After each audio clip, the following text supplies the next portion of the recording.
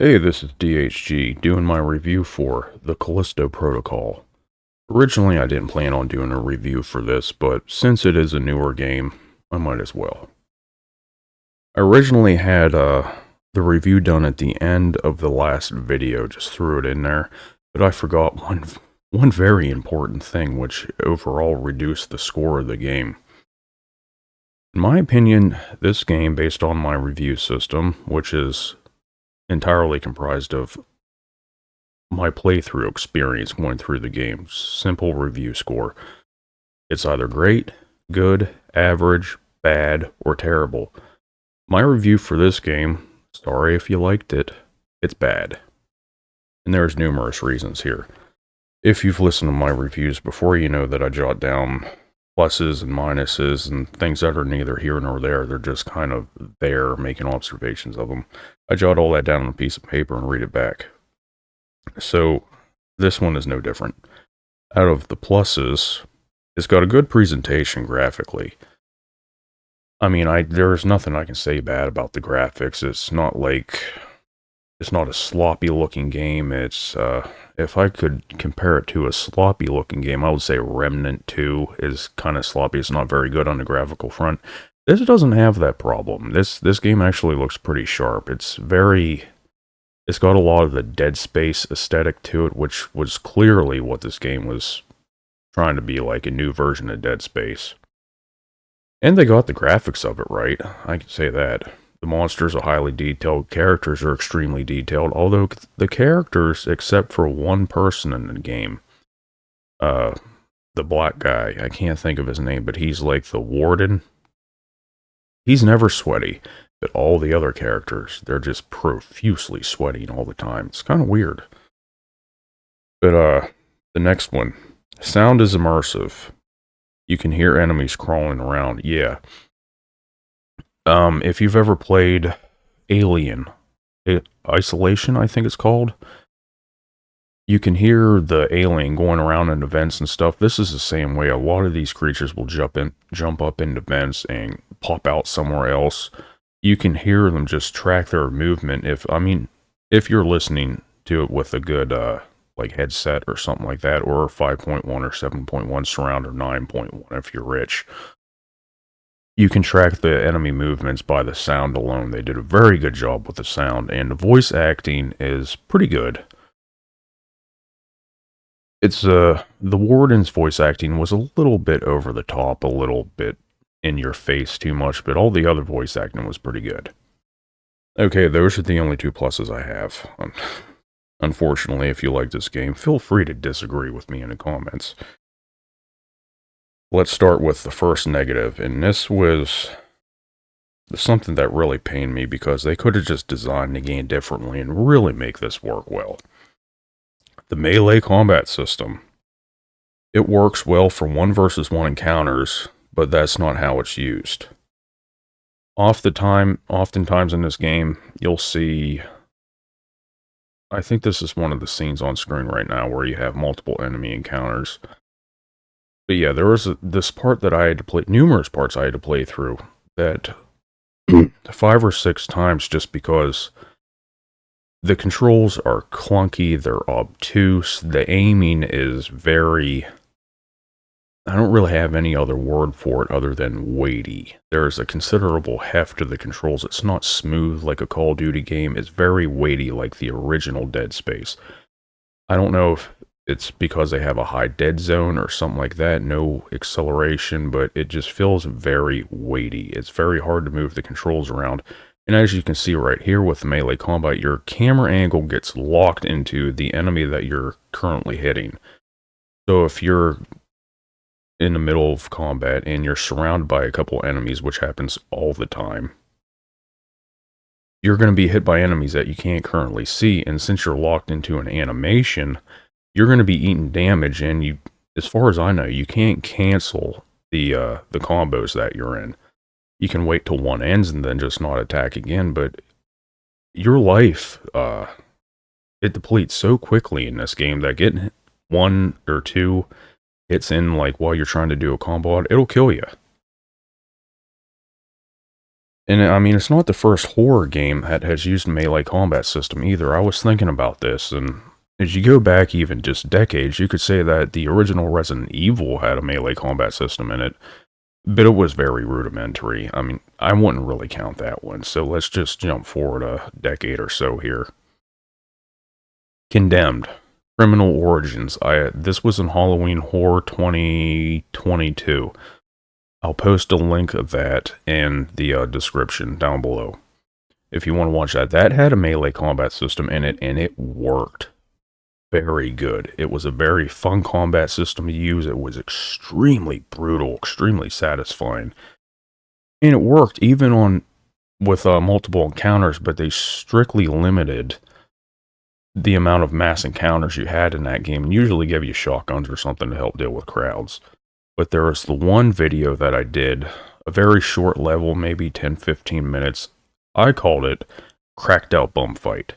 I'll link to that specific video, but in the Cracked Out Bum Fight video, you're fighting hordes of enemies that just come in after you one-on-one. And it gets pretty wild.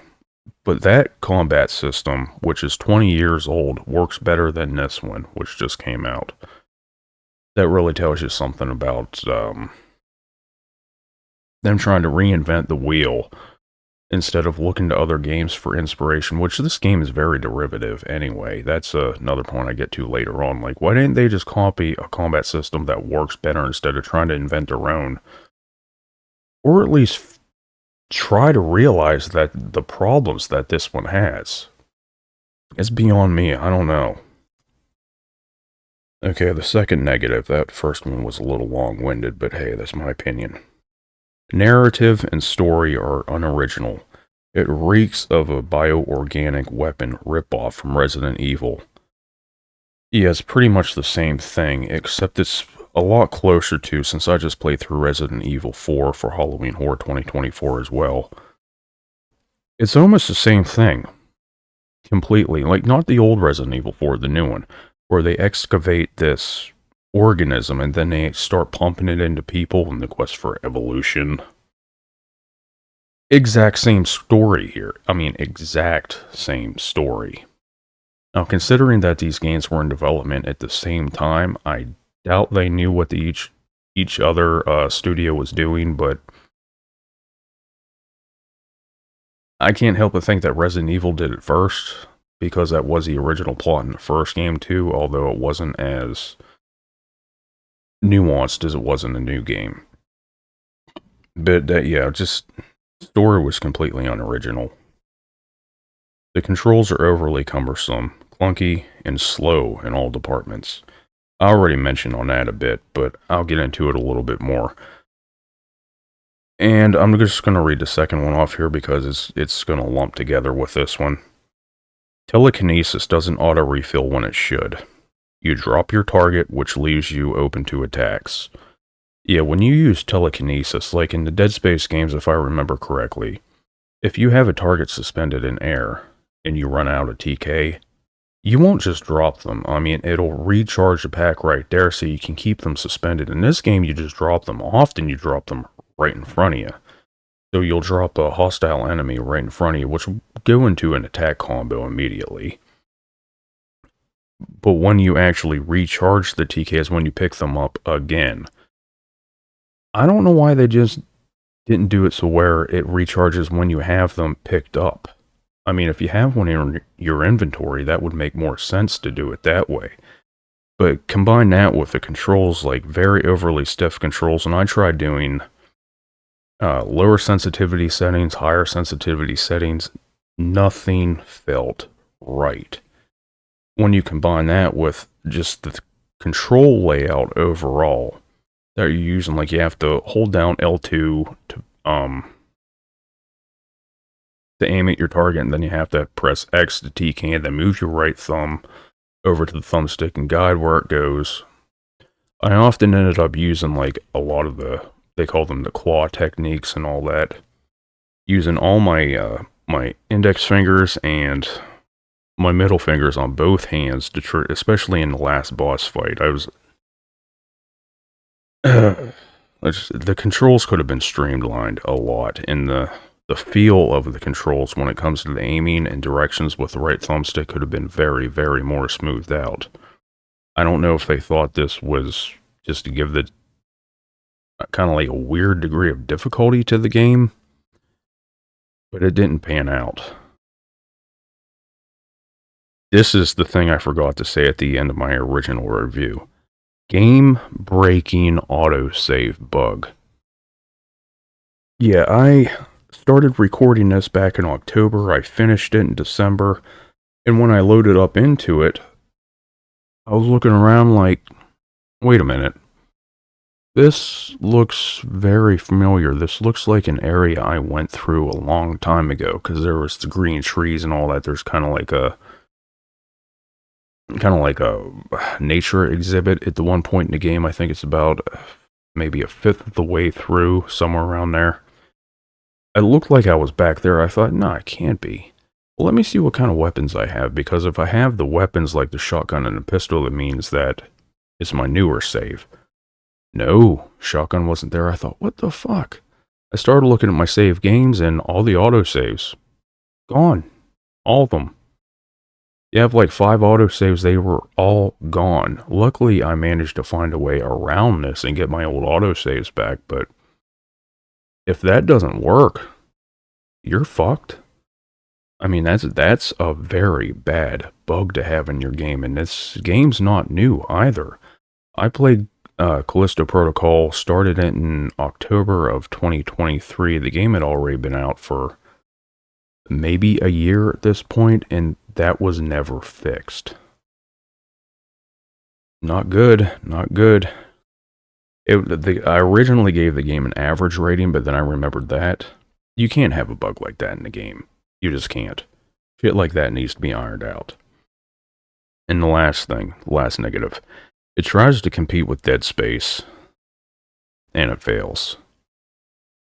If you want a space-based shooter where you're fighting these, like, grotesque, kind of infected necromorph-looking creatures, just do the Dead Space. I'm also going to be playing through the Dead Space remake for Halloween Horror 2024. So if you want to go that route, if you want a survival horror game, just go with Dead Space.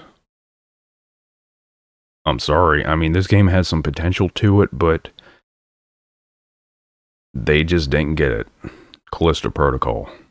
Bad.